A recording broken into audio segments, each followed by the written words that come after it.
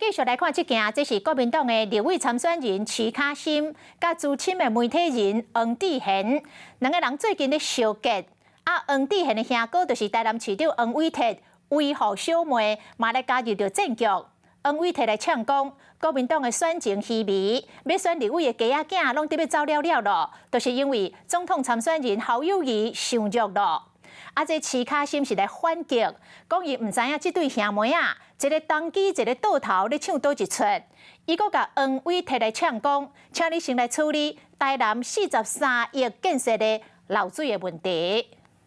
台北市议员徐小新跑到黄志贤的脸书上去吵架，可见国民党的立委选情是有点低迷。双手男性佮家己部，台南市长黄伟哲特别翕影片，也毋过讲的内容唔是市政，是别人家的选情。还要求他的母鸡不要打柯文哲，所以呢，选到现在，好像国民党小鸡快跑光了，侯友宜有点太弱了吧？骂徐卡心搁呛侯友宜，都是因为徐卡心进前伫咧家己直播讲的这句话。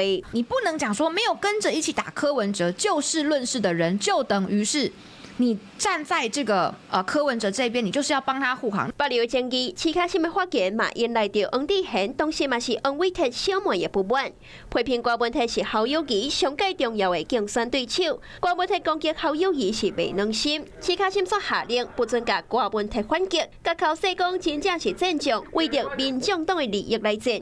徐卡心马上伫咧伊的文章下骹来回击讲，是不是因为讲到台南的备案，你无欢喜，才写一篇热热的文章，要求停止对民进党的攻击。3亿的前瞻基础建设计划，盖了一栋大大的，里面到处漏水的房子。黄伟哲还有空在那边拍一些嘻嘻哈哈的影片，没有空去好好的处理他的市政，难怪差一点呢就被干掉了。战将以上的战场，身躯伫台北的徐卡心，跨区直接打到台南来参战。这个空战的天后，就感觉是小妹在为阿兄出头。家和万事兴，能够促成这个哥哥跟妹妹哦，然后能够和解，然后这个说得上话，然后感情这么好，我想呢，我应该是也有一份功劳吧。利用这个议题来让自己声量很大，这个应该比较不是一个很正常的选举模式了。那赢行的战略看起来是赢过家宝。